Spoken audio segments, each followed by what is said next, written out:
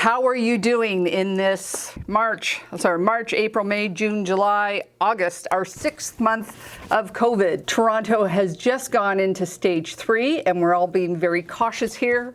We're all trying to wear our masks and stay healthy. And so far, so good. Keeping our fingers crossed. Just love to see people from all over the world. It's just amazing how the internet brings us all together. So we've got lots of people here already, so I'm just gonna start into it. Okay, Donna Johnson asked me, do I find it easier to make a quilt with or without paper piecing? And the answer is really, it depends on the pattern. I personally prefer to piece over paper piece, but there are blocks that are complicated. There's blocks that have complicated points in them, and sometimes it's just easier to paper piece. I will often try to figure out if there's a template or a jig that I can make to make it easier just to piece. But if I'm just making one or two, or it's a fairly intricate one, I will just go with the paper piecing and bite the bullet. If it's large, I will copy it out onto freezer paper, because I much prefer to use that method over ripping out that paper. Okay, Cindy Ashby, she asked for a tour of the studio. Well, this space is a little bit unique. My husband and I retired from our long-standing business back in February, the end of January. We cleared out, shut the doors, and we had ideas of what our semi-retirement would look like. And I had already started my YouTube channel, and I had a son that also wanted to start up a business. So we thought we'd get a space and we'd share it. And I did not want to have a store. I looked at that, decided that was not for me, but I did want to have a teaching space. So I have the front part of the unit, which I share with my son, who has a gaming studio, where he brings in people and they play board games, and specifically with these miniature figurines called Warhammer. But of course, COVID has changed all that plan because nobody's coming in the door. And then with my son, my eldest son being sick, we also can't have people coming in with possible germs with his compromised immune system. So until we get the all clear from that, that's when I will start having classes in the space. And I'd like to give you a tour, but it's not just my space. My sewing space at home is occupied by my eldest son. He moved in with us when he got his diagnosis. And so I've been sewing in my bedroom. So I moved my editing station and all my bookkeeping to here.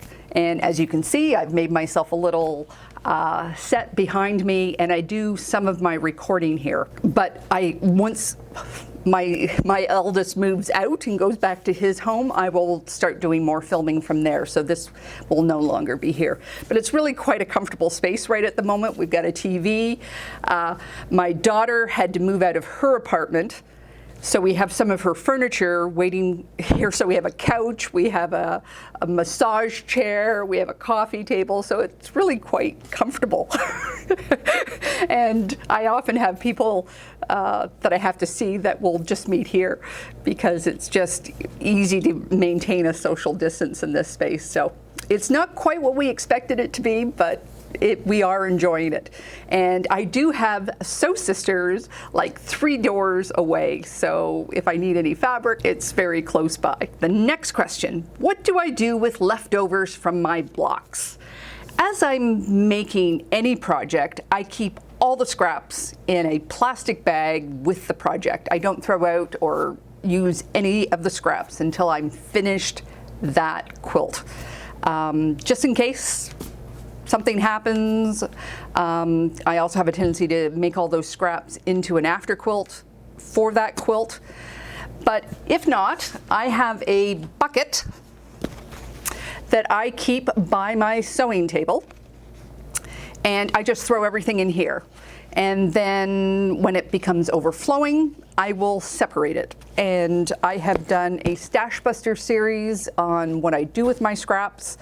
I personally cut them into 2.5 inch and 5 inch strips, and I just make scrap blocks out of them. I've done a video on what kind of scrap blocks you can make, and if they're smaller than that, if they're strips, I will put them into strip blocks, and I've done a video on that. And if they are smaller than that, I have another bucket like this called my crumb bucket, and I will do improv with those.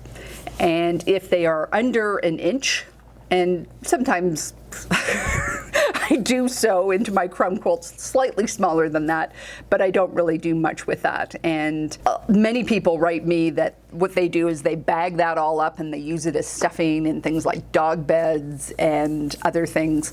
I haven't done that yet, so right at the moment they're going into the garbage. So that's my process. Watch I'll put a link to the playlist. So it's what do you do with your scraps, scrap sampler blocks, and scrap strip blocks, and I will be doing an improv one in the future. So yeah, that's what I do with my strips, and I try to organize them once a month. I have this little thing that I keep next to my sewing table. So these are my 2.5-inch strips that I'm making into blocks, and these are just 2.5-inch squares. So I use these as leaders and enders. My schedule for processing my scraps usually is when these are done. And you could see, I have a huge pile of my scrap sampler blocks at the moment. I'm gonna have to do something with them. And I guess I'll do a video on that when I get to there. Okay, let's see what's the next one. How do you square up in a small space? And another person has asked me also, how do you pin in a small space? So you have to find your largest flat surface. So it could be your island, it could be your dining room table.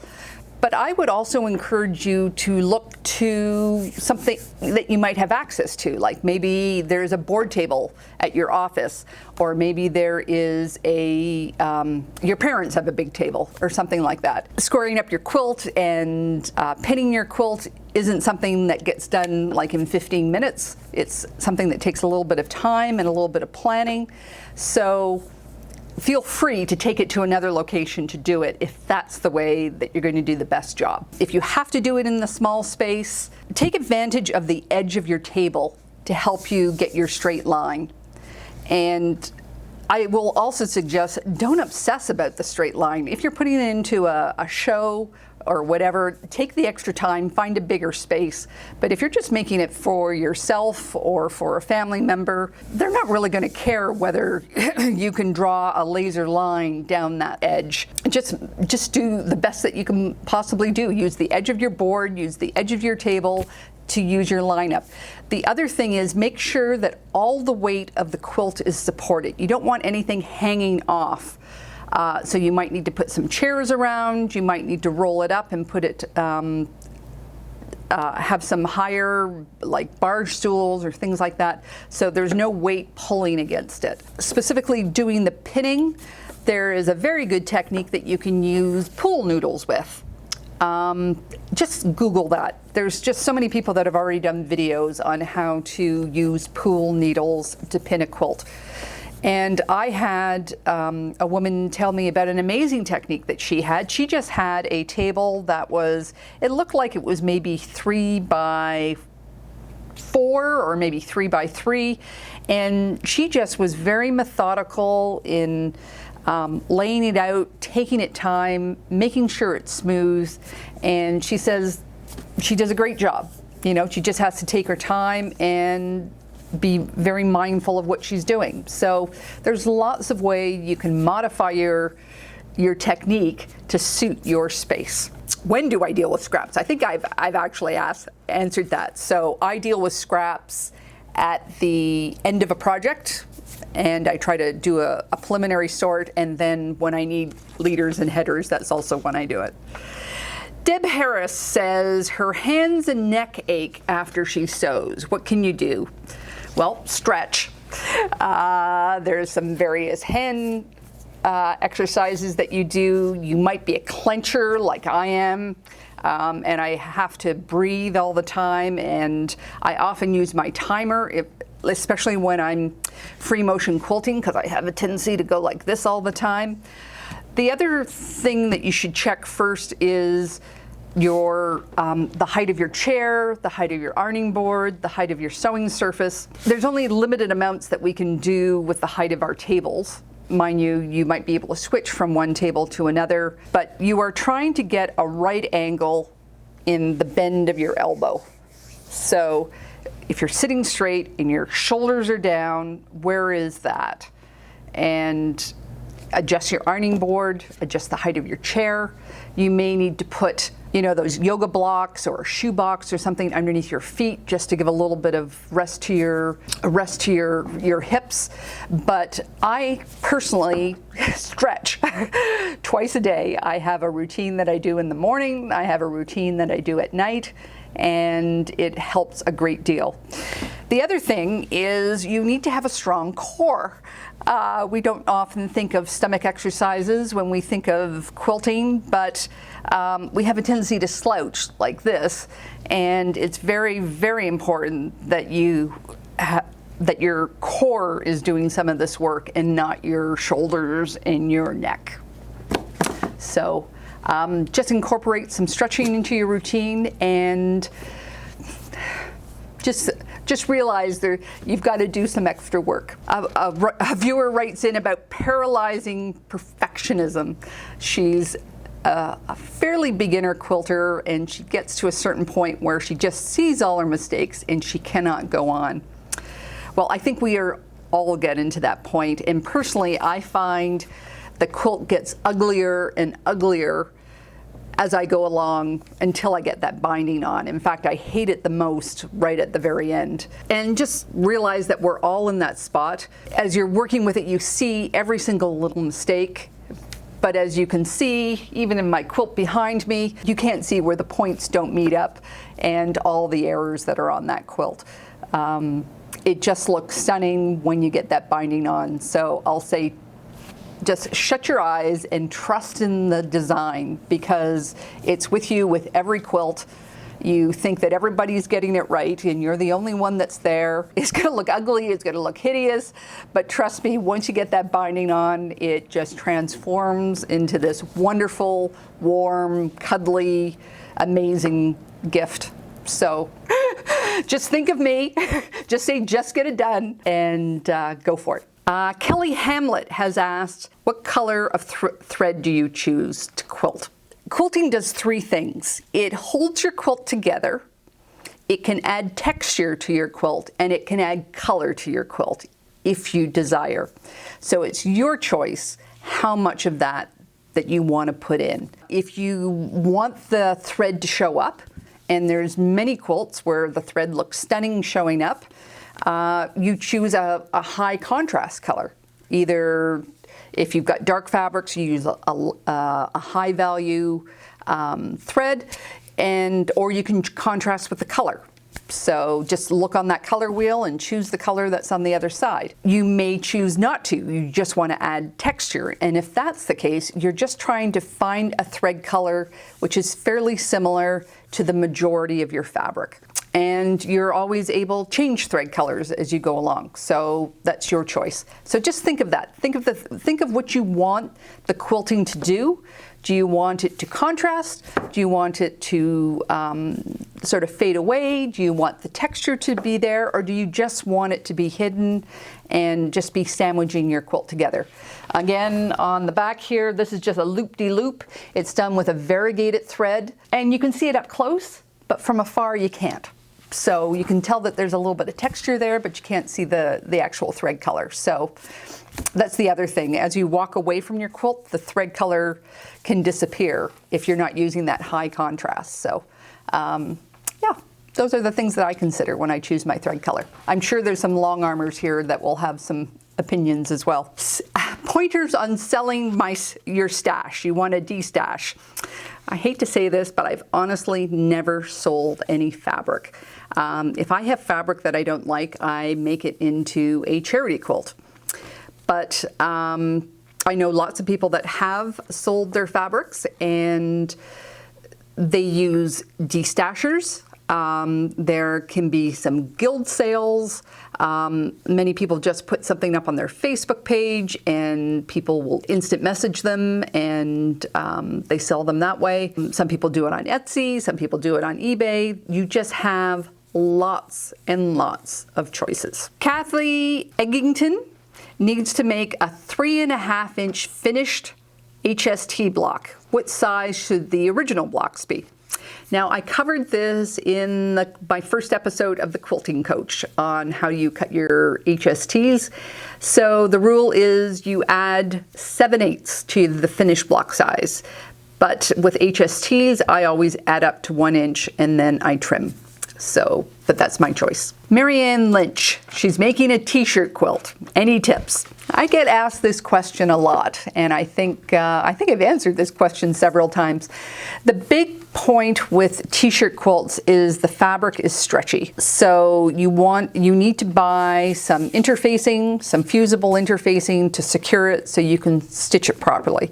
And that is a long, tedious procedure. So give yourself time, because you have to melt that glue on the fusible interfacing in every single spot on that on the square, and that takes time. Like, people that do this professionally buy those great big presses, and so just allow yourself some time. And they're wonderful quilts because the stretch knit is soft. When you're cutting out the t-shirts, be aware of areas that will be stained. Like, normally you're looking for the piece from the front and there may be something on the back, but you want to make sure you cut out a good portion underneath the armpits so that all that stained area will not be in the quilt. And don't forget the value of pieces in the sleeves. They're fairly unstained and they can give you a nice chunk to help fill in with the rest of the block. I've got a question here online saying, what do I use my design board for? So I have two. You've seen two of them at home. I use a flannel back tablecloth.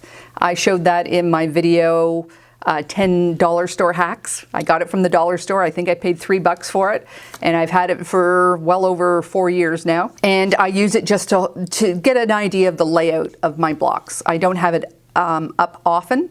I usually just have it at the point of putting together the blocks and where I need to put them. I often just use my bed to lay out anything smaller, or the floor, if it's just, trying to see about 4 or 5 blocks together. I also have a portable one that you saw if you watched my last video on the layer cake quilts, which I put up here in the studio. It's not as easy to use, but I discovered it on a quilt retreat where we weren't allowed to put anything on the wall, and somebody else had brought it. So I use that when we go on quilt retreats. It's just easy to have a portable one instead of finding some piece of wall space for it and ruining wallpaper and things like that.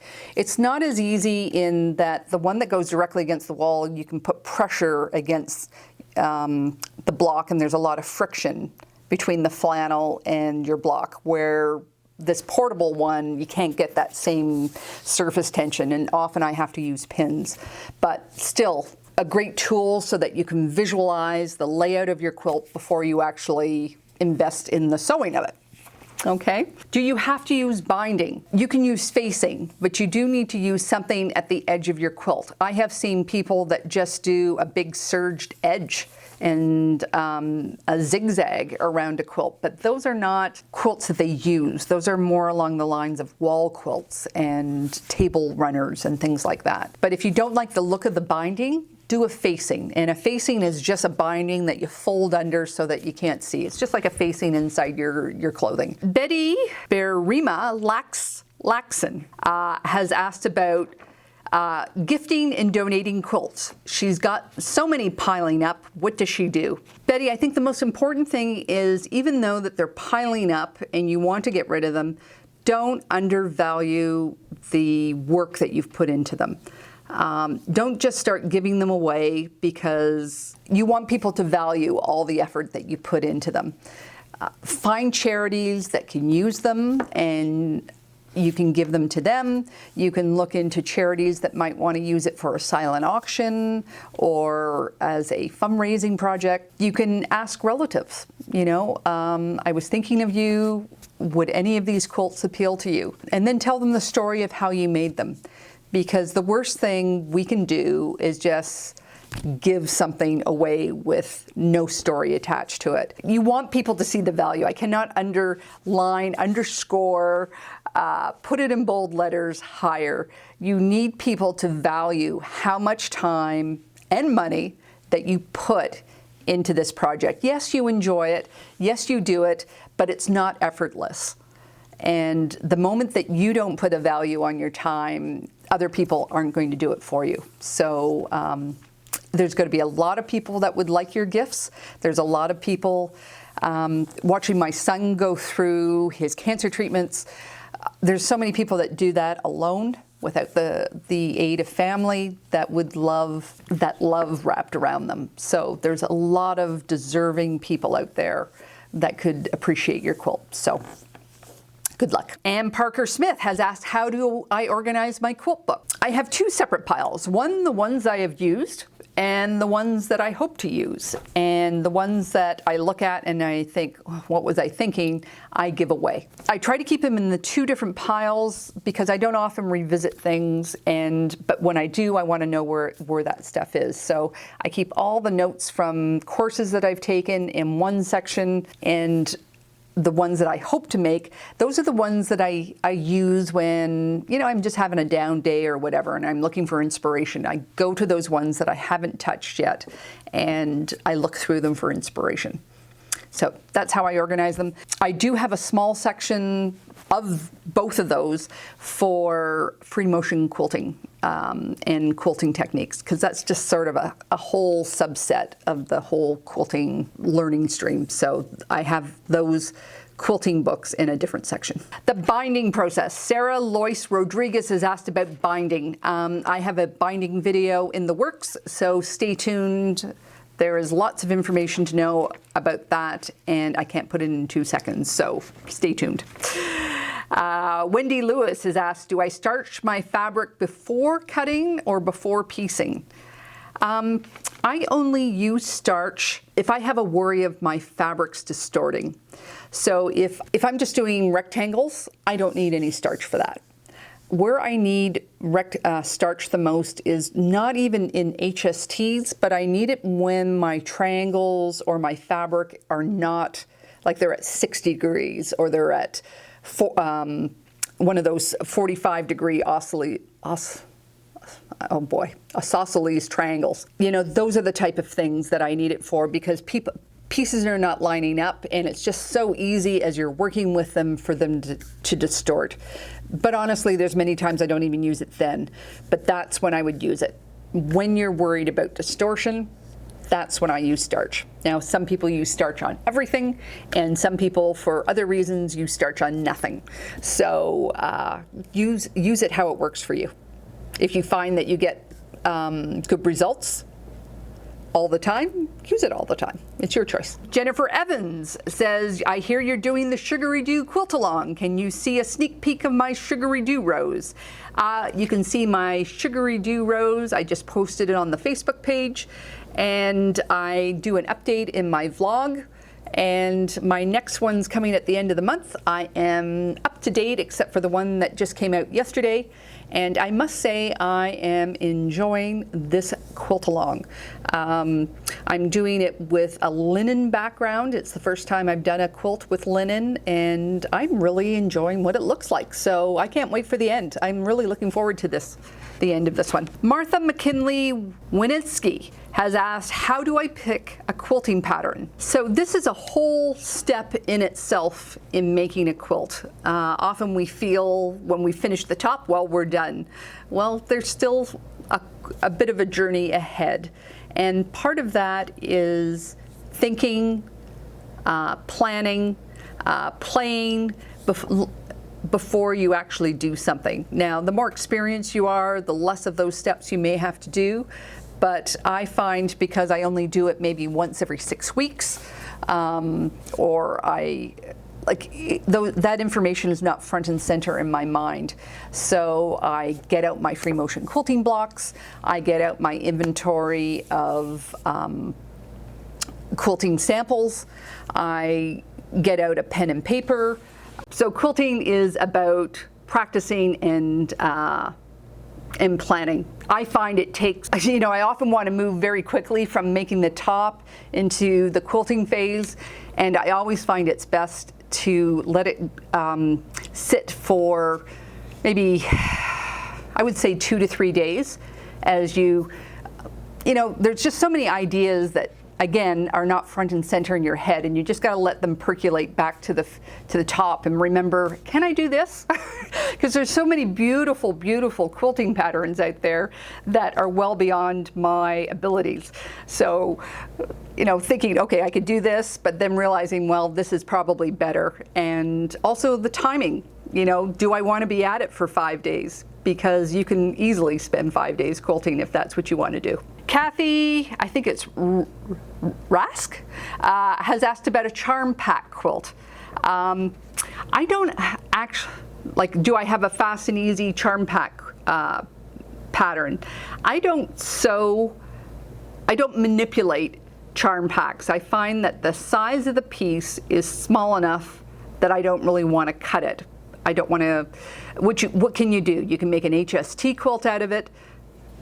Excuse me, what I do is I take a charm pack, I make a baby quilt out of it. What I do is I sort it into 3 piles by value. And then I just do 3, 3, 3, like I do it 6 across, and I guess it's 7 down, and then I put a border around it. In my next vlog, maybe I'll put, or in my video next week, I'll do just a quick rundown of how I lay out that very fast, easy charm pack quilt. But I don't get fancy with them. You can turn them into QSTs. Some of the blocks that I mentioned in my layer cake video, you can also do like a rail fence block. But they're so small, and you pay a premium for that fabric that I'm not wanting to slice and dice it and have wastage off it. I just want it the way it is and move on. Anything fancier, I'll use yardage for those. Helen Plant asked, how can a beginner start with picking fabric? That's an excellent question. I'm going to presume that you're working with a pattern. If you have a pattern, what you want to do is take a look at how many colors are in that quilt. So if it's 3 colors, if it's a red, blue, and yellow, you want to choose a color palette that also has 3 colors in it. If it has 1 color in it, then you want to choose a color palette with just 1 color in it. And then you want to take a look at how many shades of those colors you have. By choosing 3 colors, it eliminates so many questions or decisions that you have to make. Get that color scheme, that color harmony down into something that you want to do. And then just choose how many variants within that based on the original quilt. And yeah, that's how I would do it. So count up how many fabrics the quilt pattern has, convert it into your color harmony that you want to work with, and just follow the guidelines. So if they may be all dark fabrics, they may range from light to dark, and just imitate it exactly, but in your color scheme. And that's how I would do a beginner quilt. Gloria Macheto has all sorts of quilt tops finished, and now she's got to start quilting them. Which one should she start with first? Well, start with the one that you want to make first. Take a look at all of them and be honest about your skill level. And certainly if you haven't done this before, I would start with the ones that you want to just do some easy quilting with. I am actually going to be doing a video on some easy beginner techniques probably within the next 4 weeks, so stay tuned for that. But that's what I would go with. Go with your gut. You want to start with the one that you want to be done first. and leave the ones that just rank them. And note that as you start, that order might change based on a technique that you want to explore or learn, and always do practice pieces. If you are beginners, make sure you spend some time practicing before you start on your quilt top. Michelle Morris asked if I come from a long line of quilters. I don't come from a long line of quilters, but I do have crafters in my family. My mother is not, but she is very artistic in other ways. My mother's sister has taken up quilting in the later part of her life, but she was always into crafts beforehand. She was very influential on my crafting life. When I was younger, she helped me get all my crafting badges and brownies and guides. And my grandmother, my father's mother, never had idle hands. Never, ever. She was either cooking or she was knitting. She did a variety of embroidery and crochet. Crochet was, I think, her favorite. But I definitely have that in my background. So, Gemology. What about Gemology? I know last December I made this big announcement I was going to start this book club this year, and I'm embarrassed that it never got off the ground. My son's diagnosis and COVID and moving out of our business just took such a toll. But I am getting back on my feet now, and I am working on it as we speak, and I hope within the next 2 months it will be live. So I'll let you all know when it's coming. It's a beautiful book. If you don't have a copy, I'll leave a link down in the notes below. Who doesn't like gems? What gloves do I wear while quilting? Oh, lots of quilting questions today. I have 2 pairs. And both pairs I have had for years. This pair I got from the dollar store. And I like this pair because they weren't valuable. I felt no harm in cutting out the fingers so that I had fingers available for threading and all that fine little things that you need the tips of your fingers for. These are official quilting gloves. And yes, you can see they're a little bit dirty. I probably should wash them. But these are superior to these. But I don't have the tips taken out, so I often have to take them off my hands and whatever. But I also find that I use these gloves not just for quilting, but when I'm using large pieces of fabric or something that I just need to grip more. Like if I'm working with long strips of blocks that I'm sewing together, I will often put on one of these blocks. This block, this fabric has a little bit of a little more grip to it, and consequently if I'm working with exposed batting, I get a lot of batting embedded in them and fluff is flying over. So these are more expensive. There's pluses and minuses to both of them. So I'm glad I have both of them. I am, because I use them both all the time. This is my go-to. But sometimes it's not working and I'll move to these ones. How to quilt on a budget. Now somebody asked me this question last Q&A and I did not do a very good job of answering it. I'm just going to say I was exhausted at the end of the the Q&A and I didn't hear the question properly. If you're quilting on a budget, if you're just starting off, there's so many places you can get fabric. I mean, just by letting your friends and family know that you are taking up quilting. There's so many elderly women that have retired from quilting, so people have stashes of their mothers or their grandmothers that they're looking for a place for it to go. So you can get it from there. You can get it from used clothing. I met a woman one time that had never bought any fabric. All she had done was she went to thrift stores and she bought old silk blouses. And all her quilts were handmade out of silk bought from these dollar stores or discount secondhand stores. So there's so many ways that you can do that. the scissors and the rulers, you don't need a lot of that stuff. Part of the accumulation of tools is us wanting to push our learning curve faster, and we think the next tool is the thing that's going to push us up a couple of levels. But so much of it is just practice. So one rotary cutter, one ruler, one cutting board, that's really all you need. And you don't even need a new sewing machine. And I always recommend everybody to look at a secondhand machine first, because there's so many good secondhand machines out there coming on the market with women retiring from quilting.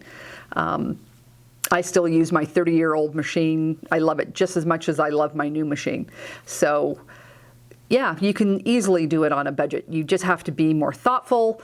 You just have to look out. And those big ticket items, ask for those for your birthday and for Christmas, and make sure everybody wants them. I should say everybody knows they're on your list. And, you know, several people can come together. And too bad they don't have gift registries for quilters, so that you can get what you need to further your hobby. So I hope I have answered that question better this time. How do I dispose of sharps? Okay, so there's two different types of sharps. So you have your pins, you have your needles, your sewing machine needles, and then you have your rotary blades and your X-Acto knife blades. So I keep a little old pill container. That's where I put all my needles. It's just beside my sewing table, and when I have a bad one, I just throw it in there. I have a plastic container. I think it was a mayonnaise jar. It might have been a peanut butter jar. And that's where I throw my rotary blades. So when it gets filled up, you can just either drop it off at your recycling, or what you're trying to prevent is somebody getting injured by it, right? And they're made out of steel, so that can all be recycled. So just make sure it's disposed of responsibly. And my last question that I'm going to answer today is about this quilt behind me. This is it's not just mine, it is actually my friend Elena's. And if you go down to the very beginning of my YouTube history, the economy block is where it all began.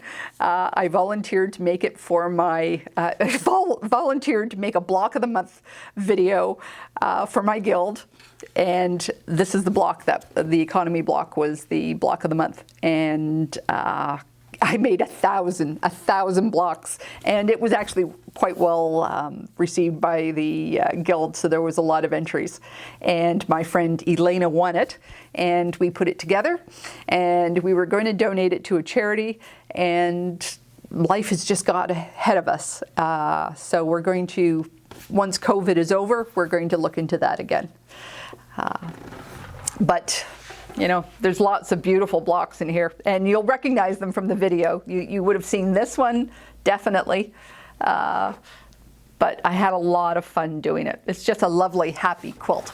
And it's just an easy, just a swirly quilting technique. I did try, I was a little more intentional with my swirls in the fussy cutting, just to highlight it. But other than that, and just a little bit more intentional here. But that's that. Boy, 45 minutes went by extremely quickly.